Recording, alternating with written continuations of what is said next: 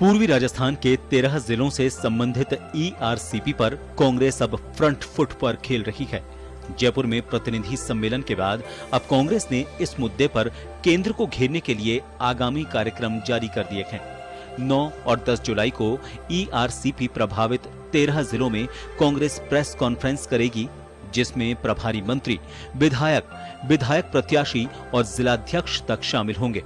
सभी एक सुर में ईआरसीपी को लेकर केंद्र के खिलाफ हल्ला बोलेंगे। केंद्र सरकार इस योजना को राष्ट्रीय परियोजना नहीं देने के लिए जो षड्यंत्र सभी करने वाले हैं, इस कड़ी में कल 13 जिलों में, ईस्टर्न कैनाल से प्रभावित 13 जिलों में अजमेर, अलवर, बारा, भरतपुर, दौसा और सवाई माधोपुर, इनके अंदर इन जिलों में प्रेस कॉन्फ्रेंस प्रभारी मंत्री, संगठन के प्रभारी, उस जिले के विधायक प्रत्याशीगण और निवर्तमान और वर्तमान जिला अध्यक्ष गण है, वो संयुक्त रूप से एक प्रेस कॉन्फ्रेंस करेंगे और इसी कड़ी में 10 तारीख को, यानी कि परसों 10 तारीख को जो बचे हुए जिले हैं उन जिलों में प्रेस कॉन्फ्रेंस होगी। ईस्टर्न राजस्थान कैनाल प्रोजेक्ट को लेकर मुख्यमंत्री गहलोत के निशाने पर केंद्र की मोदी सरकार है। सीएम गहलोत ने केंद्र पर वादा खिलाफी का आरोप जड़ते हुए यहां तक कह दिया कि अगर केंद्र ने ईआरसीपी को पूरा नहीं किया तो राजस्थान सरकार इसे पूरा करेगी। सीएम गहलोत का कहना है कि ईआरसीपी पर मोदी सरकार पीछे क्यों हट रही है, ये समझ से परे है। गहलोत ने कहा कि योजना अटकने पर प्रोजेक्ट की लागत बढ़ती है। रिफाइनरी में ऐसा हो चुका है और ऐसे में वो किसी भी सूरत में इस प्रोजेक्ट को अटकने नहीं देंगे। जैसे हमारी सरकार चली गई तो रिफाइनरी रोक दी गई, जो आप जहाँ बैठे हुए उसी ढंग से हमने आखिर में प्रधानमंत्री जी को कुछ रिफाइनरी जो बंद कर दी गई थी, उस योजना को 40,000 करोड़ योजना थी, बंद कर दी 4 साल, वापस मजबूरी में शुरू करवाई, हमने पूरी ताकत लगाई। वही मुझे याद आ रहा है दृश्य, और उनको करनी पड़ी मजबूर होकर घोषणा। पानी सब्जेक्ट होता है, राज्यों का होता है, केंद्र का विषय नहीं है। आपने कह दिया बंद कर दीजिए, और मैं आप सबके सामने कहना चाहूंगा, मैं इसको बंद नहीं करने वाला हूं। बहरहाल ईआरसीपी पर कांग्रेस के निशाने पर आई बीजेपी अब पलटवार करने के मूड में है। बीजेपी आगामी दिनों में इन जिलों में कार्यक्रम आयोजित कर कांग्रेस पर पलटवार करती नजर आ सकती है। ब्यूरो रिपोर्ट, जन टीवी।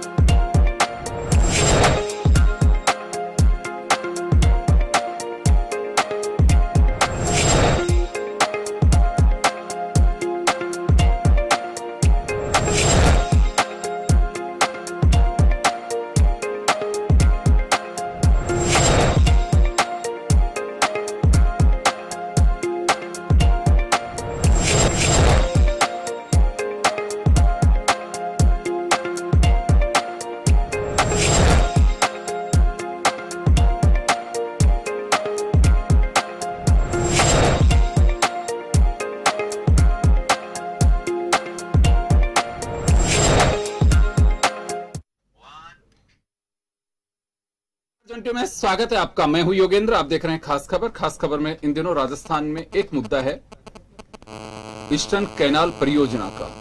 बात यह है कि अब वो राष्ट्रीय परियोजना बने या फिर सरकार अपने स्तर पे करवाए। जो भी होगा इसका निष्कर्ष, लेकिन अब ये सियासी तूफान राजस्थान के लिए बनने वाला है।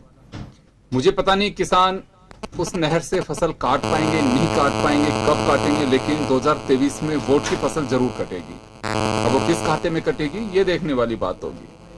तो चलिए हम चर्चा शुरू करेंगे। कई बार ईआरसीपी को लेकर के हम चर्चा कर चुके हैं, कई लोग इसको लेकर के बात कर चुके हैं, सब समाचार पत्र चैनल सब जगह आप लोग देख चुके हैं। लेकिन बड़ा सवाल यह है कि क्या वास्तव में अब ये सियासी तूफान मचेगा, और मचेगा तो क्यों? क्या टेबल टॉक से इसका हल हो सकता है? अगर नहीं तो फिर क्या राजस्थान को भुगतना पड़ेगा कुछ? बहुत सारे ऐसे सवाल खड़े होते हैं जिसको लेके हम चर्चा करेंगे। हमारे साथ वरिष्ठ पत्रकार और समीक्षक महेश शर्मा साहब हैं, हमारे साथ भाजपा से सुरेश गर्ग साहब हैं, कांग्रेस से आर तिवारी साहब हैं। सभी का स्वागत है। मैं महेश साहब आपके पास आना चाहूंगा कि देखिए, मुख्यमंत्री अशोक गहलोत ने 8 तारीख को साफ कर दिया कि केंद्र अटका नहीं सकती हमारी योजना को, उनको करना ही पड़ेगा, और अगर केंद्र नहीं करेगा तो हम इस योजना को पूरा करेंगे। तो ये बात तो तय है कि ईआरसीपी अब नेशनल प्रोजेक्ट के रूप में बनेगी, नहीं बनेगी, राज्य सरकार अपने स्तर पे करेगी। ये अशोक गहलोत जी का दावा है, ये जो उन्होंने बताया। क्योंकि पिछले कार्यकाल में इन्होंने जो आपको ध्यान है कि वेस्टर्न राजस्थान के लिए रिफाइनरी की जो बात कही, अब ये कहा कि ये मेरी जिद है कि पूरी राजस्थान को पानी मिलना चाहिए, वो लोग अब इससे अछूते नहीं रह सकते। तो वहां तक भी बात ठीक है। कांग्रेस उससे आगे अब 13 जिलों में कांग्रेस के जनप्रतिनिधि, प्रभारी मंत्री अब मीटिंग करेंगे, और मीटिंग के साथ साथ, क्योंकि ये राज्य सरकार से जुड़ा मुद्दा भी हो गया, इस वजह से केवल पार्टी नहीं कह सकते। कोई कहे कि मंत्री किस बिहाफ पे जा रहे हैं, वो प्रेस कॉन्फ्रेंस कर रहे हैं, वो कर सकते हैं अब। तो अभी इसमें लगता है आपको आने वाले दिनों में एक सियासी तूफान भी मचेगा अब यहाँ पे? देखिए, सियासी तूफान तो मच ही रहा है और शुरू भी हो चुका है। ये करीब करीब आपने देखा होगा कि समाचार पत्रों के माध्यम से करीब, मैं जहाँ तक समझ रहा हूँ, 1 महीने से ही ये शुरुआत हो चुकी है। सबसे बड़ी बात यह है कि केंद्र में इस समय जनशक्ति मंत्री है और वो भाजपा के हैं, केंद्र सरकार, और जोधपुर के हैं। सबसे बड़ी हमारी अपेक्षा भी यही है। और साथ साथ ही राजस्थान से 25 जो हमारे सांसद हैं वो भाजपा के भी, तो अपेक्षा बढ़ जाती है। उनमें से 24 भाजपा के, एक गठबंधन में चले गए थे। तो ये वाली जो चीज है, तो अपेक्षा ज्यादा होनी स्वाभाविक है। अब चूंकि अगर राज्य सरकार का ये कहना है कि ये योजना कोई बाहर की प्रदेश की तो नहीं है, राजस्थान के लिए, और राजस्थान की हम ये चाह रहे हैं, और 13 जिलों से को पेयजल की समस्या है। बहुत पहले अपेक्षा भी हो रही थी, बातचीत भी हो रही थी, केंद्र की, राज्य की सरकारों से बातचीत हो रही थी इस पूर्वी ईस्टर्न कैनाल को लेकर के, लेकिन वो अभी इतना वो जो नियम तकनीक वगैरह वो उसमें मामला चल रहा था। अब ये आ रहा है कि अगर आप जो समस्या राजस्थान इस समय भुगत रहा है, जल संकट है, खासकर जयपुर के लिए भी अगर यूं दृष्टि से देखें कि अभी हमारे एकमात्र स्रोत पानी का जो है रामगढ़, तो उसको समाप्त हो गया। बीसलपुर का जो प्रोजेक्ट है, बीसलपुर प्रोजेक्ट का वो भी ये देख रहा है कि वो हमारे यहाँ हर साल एक, अगर कम जब बारिश होती है तो कम बढ़ने पे एक बार वापस से कटौती की संभावनाएं बढ़ जाती हैं कि भाई कितना पानी आया। तो ये ऐसी चीजों को ध्यान में रखते हुए, क्योंकि इस बीसलपुर से किसानों को भी पानी दिया जा रहा है और पेयजल का भी ये प्रोजेक्ट लिया जा रहा है। इसी तरह से ये इस तरह का ये जो ईस्टर्न कैनाल का जो प्रोजेक्ट है, वो ये बेसिस में कि ये है कि पहले पानी जो है कि 2 पर्पज सॉल्व किए जाएं कि जो यमुनाकार इनका जो पानी अतिरिक्त जो आता है वो इसको चैनलाइज करके आप 13 जिलों को इसको पेयजल उपलब्ध किया जाए। लेकिन वो भी अभी पूरा नहीं हो पा रहा, क्योंकि उसमें हरियाणा, पंजाब वगैरह सबके विवाद आ जाते हैं। तो अभी तक हमारा मतलब क्या कहते हैं, यमुना से पानी इतनी मात्रा में नहीं पाल रहा, और आ भी रहा है तो वो सिर्फ भरतपुर जिले की प्यास बुझा सकता है या वहां की मतलब उसकी जो पूरी कर पाता है। ऐसी सूरत में ये जो ईस्टर्न कैनाल जो बनाया है वो बड़ा प्रोजेक्ट है। इस बड़े प्रोजेक्ट में जब तक कि मतलब राष्ट्रीय स्तर पे या केंद्र सरकार की भागीदारी नहीं हो, तब तक इसको ये योजना चूंकि बहुत बड़े पैमाने पे है और जिसपे करीब 9,600 करोड़ की जो जब भी ये बनी थी तो 9,600 करोड़ की इसकी लागत थी, तो वो अगर करने के लिए अगर राज्य सरकार, देखिए हमारे पास वित्तीय संसाधन सीमित है, बिल्कुल, और वित्तीय संसाधन सीधी होने से हमारी अपेक्षा भी है। अब केंद्र में हमारा मतलब भाजपा का मतलब क्या प्रतिनिधित्व भी दिया हुआ है, जनमानस भाजपा से अपेक्षा करता है और केंद्र में सरकार है तो वो चाहती है कि जिसको राष्ट्रीय अगर परियोजना में कन्वर्ट किया जाए तो सुविधाजनक हो जाएगी। अगर वो नहीं होता है, ऐसी सूरत में जब ये प्रोजेक्ट पे जब ढिलम डाल और नियम और डिले हो रहा है तो ऐसी सूरत में राज्य सरकार ने फैसला किया, फिर हम हमारे बूते पे करते हैं। लेकिन तब केंद्र की जो आपत्ति जो जिस तरह की आई है उससे थोड़ा सा राजस्थान को मतलब क्या कहते हैं हर्ट हुआ है, और होना भी ये चाहिए कि ये एक और ये जो था कि राजस्थान की प्यास और किसानों की जल आपूर्ति की, ये दो चीजें। तीसरा, अगर राजनीतिक दृष्टि से ये देखा जाए तो पूर्वी राजस्थान में चूंकि विधानसभा चुनाव के अंदर भाजपा वहां इतनी सफलता भाजपा को नहीं मिली है, तो एक ये दिलीप का भी एक ये माना जा सकता है कि पॉलिटिकल इशू ये बनाया गया होगा। इसके पीछे में ये नहीं जानूंगा क्या है क्या नहीं, लेकिन एक ही आशंका ये जताई जा रही है कि इसका पॉलिटिकल बैकग्राउंड भी, क्योंकि वहां हमारे इतना जनमानस ये नहीं रहा है, जनमत नहीं मिला है, तो ऐसी सूरत में मतलब वो एक सेकंड ग्रेड में चला गया मामला। तो ये डिले होने की वजह से कांग्रेस ने ऐसा लग रहा है। ये मैं बिल्कुल सुरेश गर्ग साहब आपके पास आना चाहूंगा कि राष्ट्रीय परियोजना सिर्फ इस वजह से नहीं बन पा रही है कि बीजेपी ने वहां से गेन नहीं किया, ये महेश जी का आंकलन है, ऐसा लगता है, या विचारों से जो लोगों की बात आती है। एक तो बात ये है, दूसरा पॉलिटिकल माइलेज की अब बात आ रही है। इसमें मुख्यमंत्री ने साफ कर दिया ये कि केंद्र अगर नहीं बनाएगा तो इस योजना को हम बनाएंगे। अब कांग्रेस उसको लेकर के जनता के बीच भी जा रही है कि मुख्यमंत्री ने कह दिया बड़े दिल के साथ है कि मुझे ये योजना बनानी है, चाहे हम हमारे स्तर पे बनाएंगे। अब प्रेस ब्रीफिंग और सारी, यानी कि कांग्रेस अब पूरी तरह से पॉलिटिकल माइलेज लेगी इसमें। अभी मैं गजेंद्र सिंह जी का 2 दिन पहले एक उन्होंने अपने ऑफिशियल ग्रुप में डाला उन्होंने कि भाई 10 तारीख को ये सभा होने वाली थी, लेकिन राष्ट्रपति के चुनाव की व्यस्तता के चलते उनको, क्योंकि इसका समन्वयक बनाया हुआ है बीजेपी की ओर से कोऑर्डिनेशन कमेटी का, तो इस कारण से मैं नहीं आ पा रहा। राष्ट्र प्रेसिडेंट इलेक्शन के बाद में मैं आपके बीच में आऊंगा और हम बड़े तरीके से जनता के बीच में जाएंगे। तो यानी कि आप लोगों की भी तैयारी तो है जनता के बीच जाने की? निश्चित रूप से योगेंद्र जी, देखो भारतीय जनता पार्टी पूर्वी राजस्थान नहर परियोजना का स्वागत करती है और भारतीय जनता पार्टी की सरकार थी तभी इस योजना को लाए थे।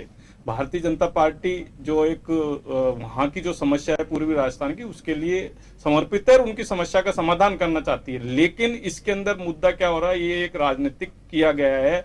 गहलोत साहब दूसरे मुद्दों को भटकाने के लिए इस मुद्दे को बार बार उछाल रहे हैं, जबकि मुद्दा ये है कि साहब केंद्र सरकार के पास में डीपीआर गई, डीपीआर जाने के बाद में जब वहां पे अध्ययन किया गया तो वो डिपेंडेंसी 75% डिपेंडेंसी और 50% डिपेंडेंसी, जो प्रोजेक्ट रिपोर्ट जा रही है वो 50% डिपेंडेंसी पे जा रही है। जबकि केंद्र सरकार जो 1952 से नियम बना हुआ है कि 2 राज्यों के मध्य अगर पानी का समझौता या पानी का बंटवारा होता तो उसके अंदर अगर डैम बनाया जाता तो 75% डिपेंडेंसी पे होगा तो ही उसको राष्ट्रीय परियोजना घोषित की जा सकती है। अभी हो क्या रहा है कि जो प्रोजेक्ट रिपोर्ट जो जा रही है वो 50% पे जा रही है। बार बार 10 बार जैसे केंद्र सरकार में मीटिंग हुई है, केंद्र सरकार में मीटिंग पे यहाँ से कोई भी प्रतिनिधि जाता नहीं है, एक छोटे लेवल का एक गर्ग साहब इस पे बहुत चर्चा, मैं सिर्फ पॉलिटिकल एंगल पे भारतीय जनता पार्टी निश्चित रूप से हमारी 10 तारीख को मीटिंग थी, लेकिन जो राष्ट्रपति के इलेक्शनर वो उसमें गजेंद्र सिंह जी प्रभारी है तो उस वजह से जा नहीं पाए, नहीं तो हम जनता के बीच जाएंगे। हमने भी मीटिंग कॉल की है, हमारे भारतीय जनता पार्टी के कार्यालय में मीटिंग हुई है। लेकिन मुख्यमंत्री ने जैसे कहा है कि मुख्यमंत्री जो देखो साहब जनता के बीच में जा नहीं सकते, झूठ बोल रहे हैं, क्योंकि अभी उदयपुर का कांड हुआ है, अभी अजमेर का जो उन्होंने कहा कि हम हमारे स्तर पे तैयार करेंगे। अगर करो ना, हम स्वागत करते हैं ना। अगर राजस्थान अगर पैसा लगा के, लेकिन राजस्थान की स्थिति है कि भ्रष्टाचार में कैसे लिप्त है। हर मुद्दे पे आप अगर कहीं पे भी खोदोगे तो उसमें हजारों करोड़ रुपए का भ्रष्टाचार हो रहा है। तो ये कहीं न कहीं उस भ्रष्टाचार में लिप्त है और ये पैसा डाइवर्ट हो जाएगा। लेकिन आप ये बताइए, पहले 1000 करोड़ रुपए इन्होंने लगाए, हम ये पूछना चाहते हैं कि वो 1000 करोड़ रुपए कहां लगाए, 9600 करोड़ रुपए का इन्होंने प्रोविजन किया, वो किस तरह से उसका खर्चा करेंगे ये हम जानना चाहते हैं। और यदि ईआरसीपी पे ये जानना चाहते हैं तो विधानसभा में विशेष सत्र बुलाइए, विधानसभा में हम जवाब देंगे, आप डिबेट करिए ना विधानसभा में। अगर आपको यह लगता है कि केंद्रीय सरकार भारतीय जनता पार्टी इसको रुकावट करेगी तो विधानसभा में विशेष सत्र बुला के डिबेट करिए, हम जवाब देंगे कहां इसमें कमजोरी है, क्या चीज है। भारतीय जनता पार्टी समर्थन करती है। जब 2018 से मुझे राजस्थान और सही कह रहे हो गर्ग साहब, मुझे लग रहा है कि आप सही करें। अगस्त और सितंबर के दरमियान मैंने जो सुना है शायद इस मुद्दे को लेकर के विधानसभा का सत्र भी बुलाया जा सकता है। बुलाइए, ऐसा सुना जा रहा है कि सुना जा रहा है, भारतीय जनता पार्टी उसमें जवाब दिलवा रहा हूं। मैं तिवारी साहब आपके पास आना चाहूंगा कि गुमराह करने के लिए केवल ईआरसीपी का पासा फेंका जा रहा है ताकि ध्यान डाइवर्ट हो, ये बीजेपी का आरोप है आप पे। राजस्थान के 7.5 करोड़ नागरिकों की अस्मिता का प्रश्न है शर्मा जी। 13 जिले के 3 करोड़ 20 लाख लोगों को पीने का पानी मिलना चाहिए या नहीं मिलना चाहिए।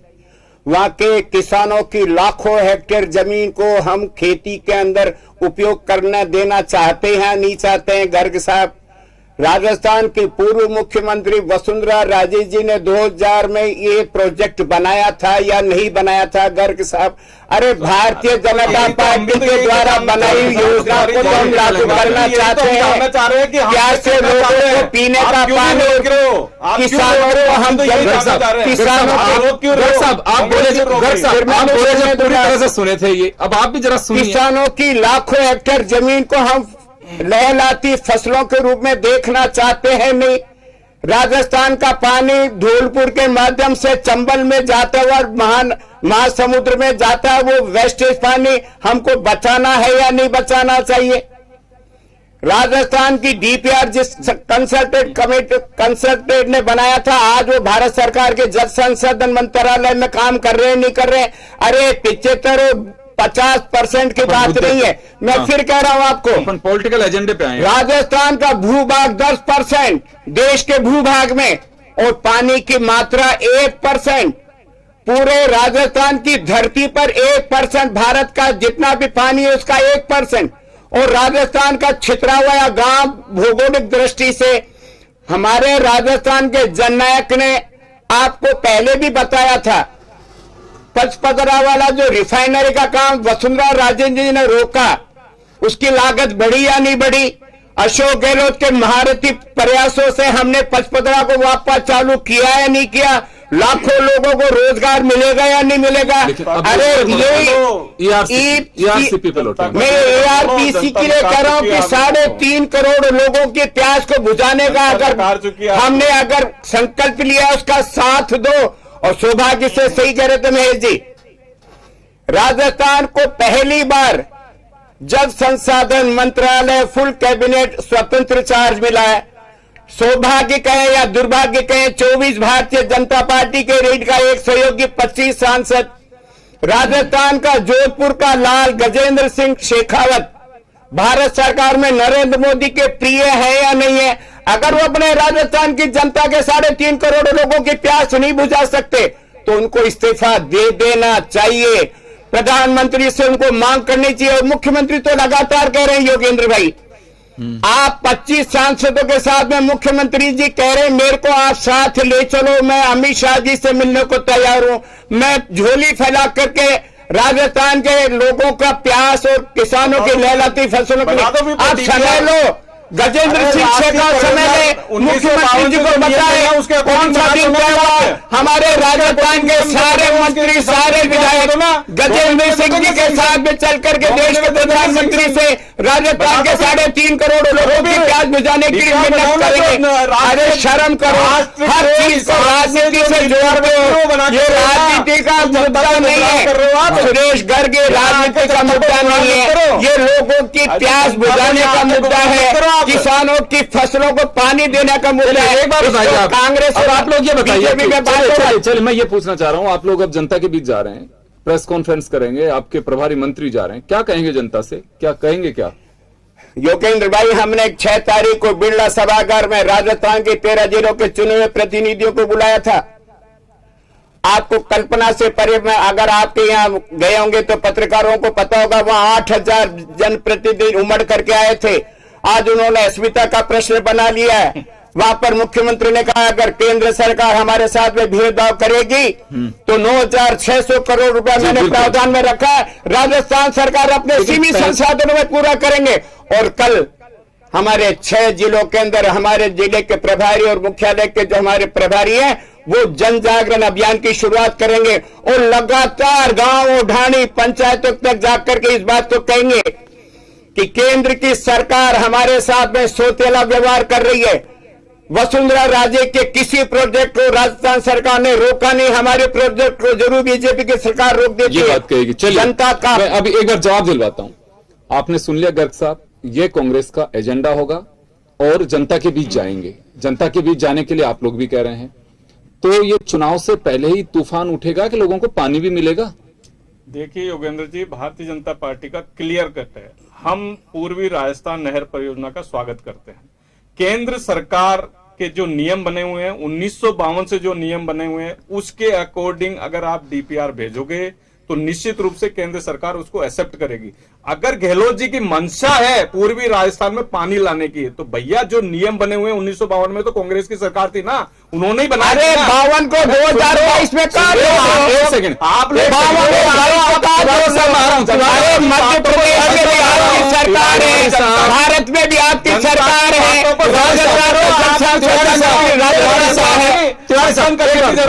गर्ग साहब सुनिए, आपने कहा कि 1952 में कांग्रेस की सरकार थी और उसी के बने हुए नियम आप ये कहना चाह रहे हैं?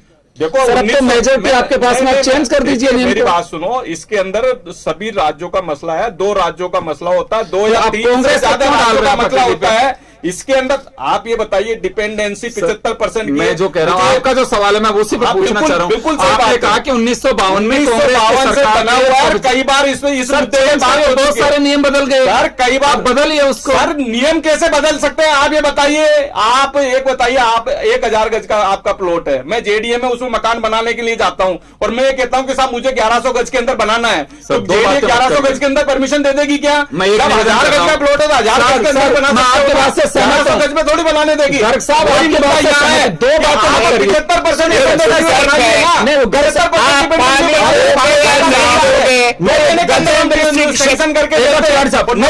भारत सरकार। गर्ग साहब, 2 बातें नहीं, आपने 2 बातें कही कि 1952 में कांग्रेस की सरकार ने नियम बनाए, आपने बिल्कुल सही कहा। अरे सर पूरी बात तो सुनिए, पहले बार मेरा सवाल सुन लीजिए, आप बोले जाइए। उसके बाद में बहुत सारे नियम बदले समय के साथ में, परिस्थिति के साथ में बहुत सारी चीजें बदलती हैं, पहली बात। दूसरी बात, आप कहते हैं कि हो नहीं सकता, फिर कांग्रेस को क्यों कटघरे में खड़ा कर रहे हो? उस समय किसी ने सोच समझ के बनाया होगा। 2 बातें मत करिए, ये तो आप ये बात मानिए कि कांग्रेस ने उस समय बना दिया, परिस्थिति अनुसार को सही बनाया। नहीं, मेरी 2 बातें कैसे हो सकती है? योगेंद्र जी मेरी बात सुनिए, इसके अंदर क्या है, 1952 से कई बार 2002 के अंदर भी चर्चा हुई है, 2009 में भी चर्चा आई है। इसमें क्या राज्यों का मसला है? एक अगर हम राजस्थान को परमिशन, अरे ये कहिए ना, आपके 2019 चला आ रहा है, बार बार इस पे डिस्कशन होता है, लेकिन मुद्दा क्या है कि आप छोटा बांध और बड़ा बांध की मुद्दा है, 75% और 50% डिपेंडेंसी का मुद्दा है। अगर मान लो 4 साल के अंदर 3 साल बारिश आती है तो वो 75% पे है, अगर 4 साल में 2 साल पानी का छोड़ देता तो वो 50% है। अगर आपको 2 साल के 50% में बनाना पड़ेगा तो भैया उसका बड़ा बांध बनाना पड़ेगा, दूसरे राज्यों को उसमें समस्या आएगी। डीपीआर से डीपीआर कौन सी पार्टी के शासन में बनी? 2020 तक वसुंधरा जी की सरकार में थी क्या? कमलनाथ जी की सरकार अरे आप तो आदमी सरकार है, कमलनाथ नहीं होगा, अब तो आपके मामा शिवराज की सरकार है। राजस्थान के 25 सांसद आपके, राजस्थान से भारतीय जनता पार्टी का सांसद गजेंद्र सिंह शेखावत सिंह जी है ना, आप देश के संसाधन मंत्री। अरे राजस्थान के 3.5 करोड़ लोगों को भेजे, आप बुझाओगे या नहीं बुझाओगे? तो लाखों एकड़ जमीन को आप पानी से लहलहाती फसल में बेचना चाहते हो नहीं चाहते हो? मनमोहन सिंह जी, अरे आज सरकार तैयार है इनके लिए।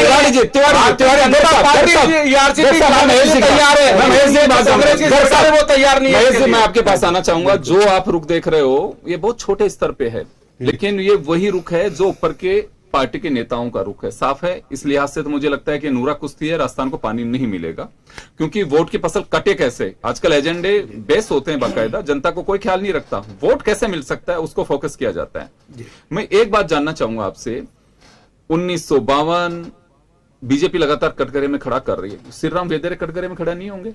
उन्होंने किस बिहाफ पे डीपीआर बनाई? उनको एक्सपर्ट के नाते लेकर के आई थी राजस्थान सरकार कि वो बहुत बड़े एक्सपर्ट हैं, कैबिनेट मंत्री का दर्जा दिया गया उनको। किस बिहाफ पे? उनको मालूम नहीं था कि 50% की डिपेंडेंसी के ऊपर हम किस हिसाब से बना रहे हैं, और जब आप ऊपर बैठ गए तो वही मीन मेक निकाल रहे हैं, वही एहसास करा रहे हैं कि 75 से नीचे नहीं बन सकते। छोड़े कमलनाथ का पत्र, कोई भी अगर मैं भी मुख्यमंत्री किसी राज्य का हूं, मैं कैसे जाने दूंगा मेरे का पानी? लड़ाई सारी पानी की है। तो श्रीराम वैदेरे को माफी नहीं मांगनी चाहिए इस पूरे मुद्दे पर? किस बिहाफ पे बनाए उन्होंने 50%? ये राजस्थान के साथ छल नहीं है? मैं यही कह रहा हूं ना कि इस समय दिक्कत क्या हो रही है।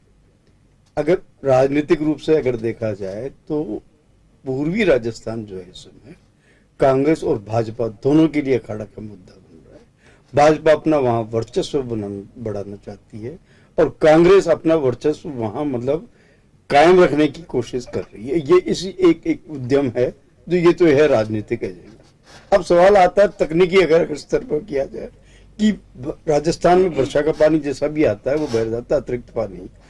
सवाल ये है पानी कहां से? ये चंबल का पानी लाना, चंबल का मतलब काली सिंध से। काली सिंध जो पानी है जो आएगा वो मध्य प्रदेश से का भी हिस्सा उसमें, उसका ओवरफ्लो का जो पानी है वो ये लाने के लिए इस सरदा बांध के माध्यम से इसे जोड़ने की बात है।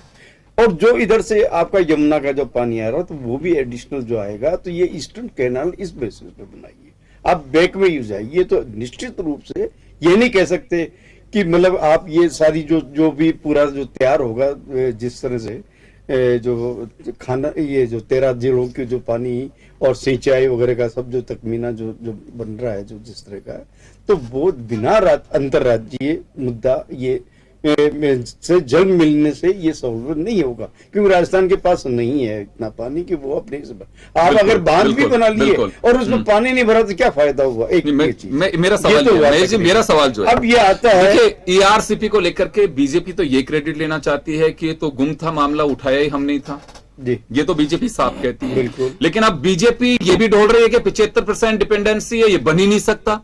भाई साहब वैदेरे साहब ने किस भी आप पे चर्चा की फिर इस बात की? बिना एक्सरसाइज के? नहीं, मैं यही अब कांग्रेस ये चाहती है कि हमारा बहुत बड़ा वजूद है वहां पे, हम क्यों खोएं अपने इसको जनाधार को? ये चीज 2023 मैं बता रहा हूं आपको, चुनाव अब बिल्कुल सिर पे आ रहे हैं, 2023 में चुनाव होने, कोई ना कोई ऐसा मुद्दा कांग्रेस को भी चाहिए जो वो बीजेपी पे हमलावर हो, और भाजपा और श्रेय लेने की भी होड़ है, चाहे वो कांग्रेस हो चाहे बीजेपी हो, इन दोनों में श्रेय लेने की भी होड़ है।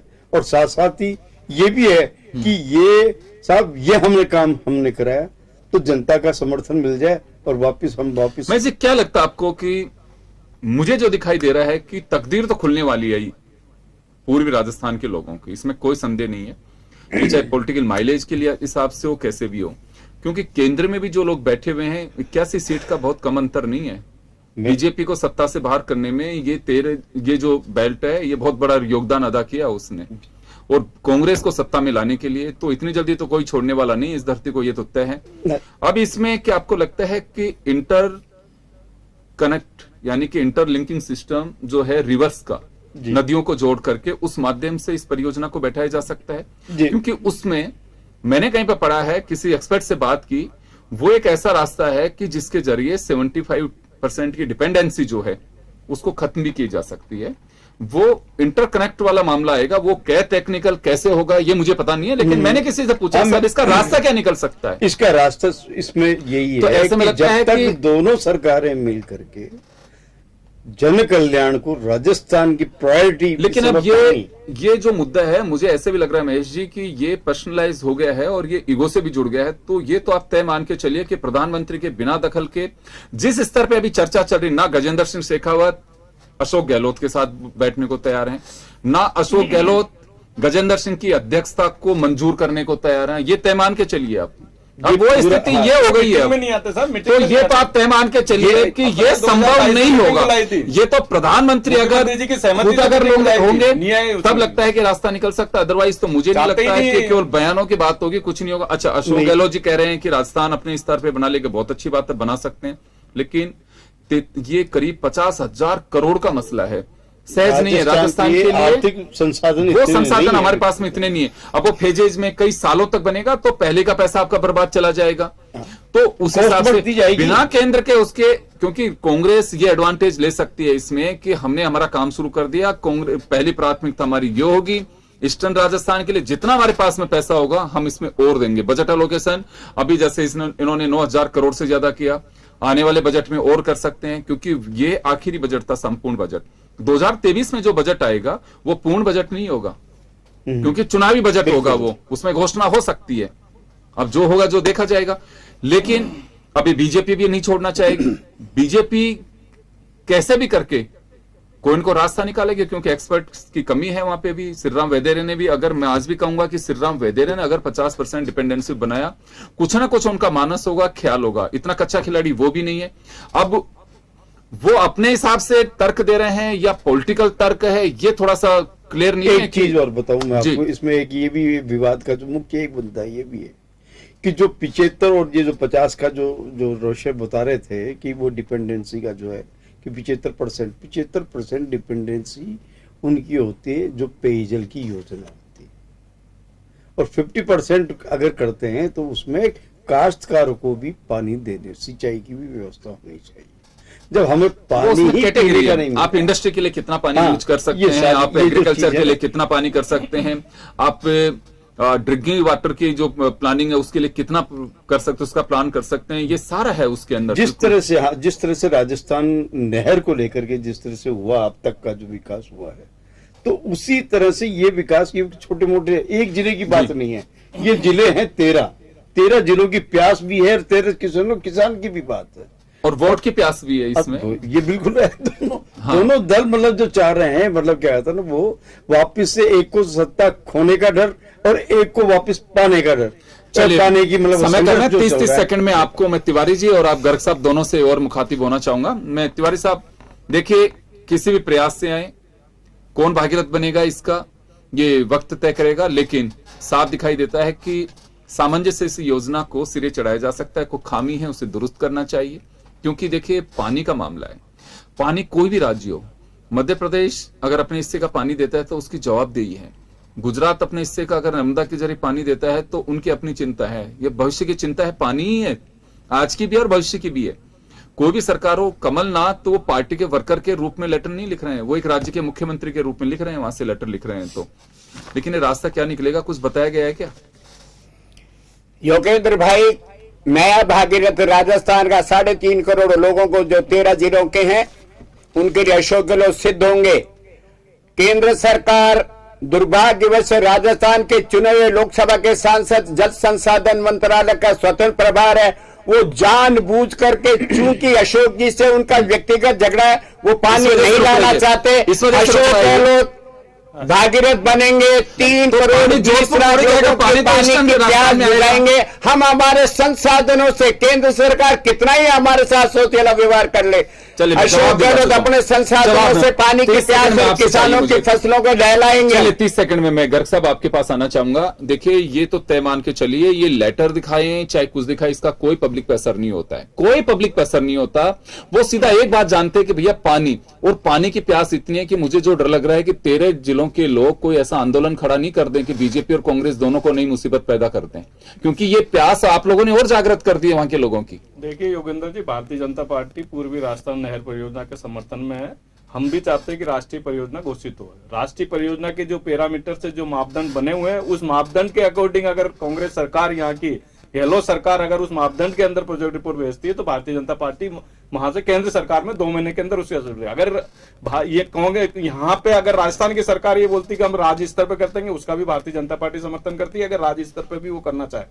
लेकिन ये इस तरह की राजनीति न करे जो वायबल है, क्योंकि आप ये देखिए कि 10 बार केंद्र सरकार पे मीटिंग हुई थी, इनके यहां से कोई मंत्री वगैरह कोई नहीं पहुंचा। जयपुर के अंदर अप्रैल 2022 के अंदर गजेंद्र सिंह जी ने मीटिंग बुलाई थी, बाकायदा मुख्यमंत्री जी से सहमति से मीटिंग बुलाई थी, लेकिन उस दिन उन्होंने आने से मना कर दिया कि मेरे को दूसरी जगह जाना है अर्जेंट। अरे भाई, जब 13 जिलों का सवाल है, 13 जिले भूखे प्यासे। अरे राजस्थान गजेंद्र सिंह का भी है, अगर वो फैसला कर देते तो ऐसे मना नहीं करने वाले थे। आप कोशिश मत करो, अगर आप वो है तो फिर आना चाहिए था ना। चले प्यास बढ़ी है और मीटिंग में 40 राजस्थान के 40 राजस्थान के 40 फैसला मध्य प्रदेश की सरकार की सहमति ले ली है, भारत सरकार की सहमति ले ली है, अशोक गहलोत के लिए तैयार है। 9,600 करोड़ का एलोकेशन किया हमने। तो चलिए जनता ये इसी तरह से चलता रहेगा और तो तुम ऐसा ही चलता रहेगा, ऐसा ही चलता रहेगा। आप लोग देख रहे हैं, ये एक महज सैंपल है, ये ट्रेलर कहूं, इसको ऊपर भी लड़ाई इसी तरह से चल रही है। मुझे नहीं लगता, लेकिन आपकी प्यास है, उसे बुझने मत देना। जरूर आपका हक है, उसको लीजिए और मजबूर होना पड़ेगा राजनीतिक दलों को, आपको पानी देना होगा। चलिए, बहुत बहुत शुक्रिया तमाम अतिथियों का और हमारे दर्शकों का। खास खबर में इतना ही, दीजिए इजाजत, नमस्कार।